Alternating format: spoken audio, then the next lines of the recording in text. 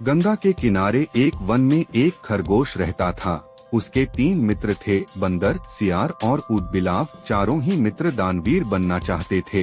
एक दिन बातचीत के क्रम में उन्होंने उपोषित के दिन परमदान का निर्णय लिया, क्योंकि उस दिन के दान का संपूर्ण फल प्राप्त होता है। ऐसी बौद्धों की अवधारणा रही है। उपोषित बौद्धों के धार्मिक महोत्सव का दिन होता है। जब उपोषित का दिन आया तो सुबह सवेरे सारे ही मित्र भोजन की तलाश में अपने अपने घरों से बाहर निकले। घूमते हुए ऊदबिलाव की नजर जब गंगा तट पर रखी 7 लोहित मछलियों पर पड़ी तो वह उन्हें अपने घर ले आया।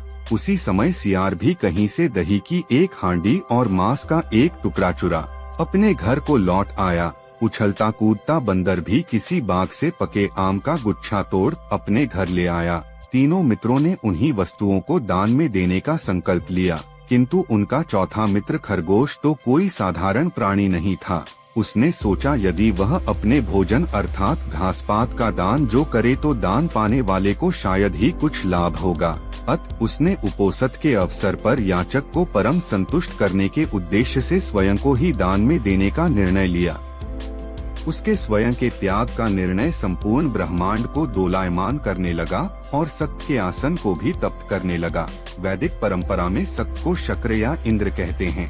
सक्त ने जब इस अति अलौकिक घटना का कारण जाना तो सन्यासी के रूप में वह उन चारों मित्रों की दानपरायणता की परीक्षा लेने स्वयं ही उनके घरों पर पहुँचे। ऊदबिलाव, सियार और बंदर ने सक्त को अपने अपने घरों से क्रमशः मछलियाँ, मांस और दही एवं पके आम के गुच्छे दान में देना चाहा, किंतु सक्त ने उनके द्वारा दी गई दान को वस्तुओं को ग्रहण नहीं किया।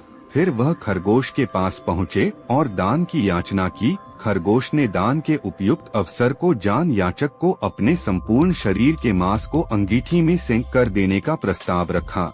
जब अंगीठी जलाई गई तो उसने 3 बार अपने रोमों को झटका ताकि उसके रोमों में बसे छोटे जीव आग में न जल जाएं। फिर वह बड़ी शालीनता के साथ जलती आग में कूद पड़ा।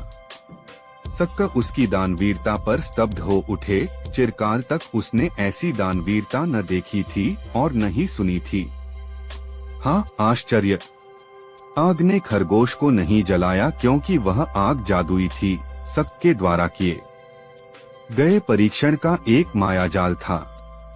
सम्मोहित सक्त ने तब खरगोश का प्रशस्ति गान किया और चांद के ही एक पर्वत को अपने हाथों से मसल चांद पर खरगोश का निशान बना दिया और कहा, जब तक इस चांद पर खरगोश का निशान रहेगा तब तक हे खरगोश, जगत तुम्हारी दानवीरता को याद रखेगा। हिमालय के घने वनों में कभी सफेद हाथियों की 2 विशिष्ट प्रजातियां हुआ करती थीं, छद्दंत और उपोषित। छद्दंत हाथियों का रंग सफेद हुआ करता था और उनके 6 दांत होते थे, ऐसा पाली साहित्य में उल्लिखित है। छद्दंत हाथियों का राजा एक कंचन गुफा में निवास करता था। उसके मस्तक और पैर माणिक के समान लाल और चमकीले थे। उसकी 2 रानियां थी, महासुभद्दा और चुल्लसुभद्दा।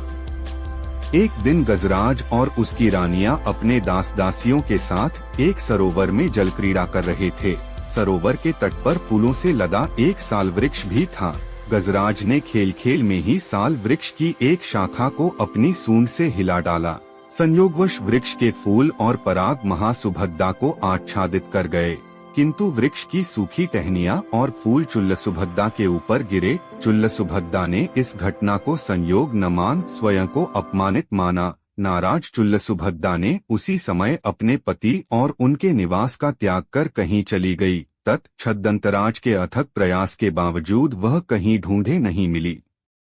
कालांतर में चुल्लसुभद्दा मरकर मद्ध राज्य की राजकुमारी बनी और विवाहोपरांत वाराणसी की पटरानी, किंतु छद्दंतराज के प्रति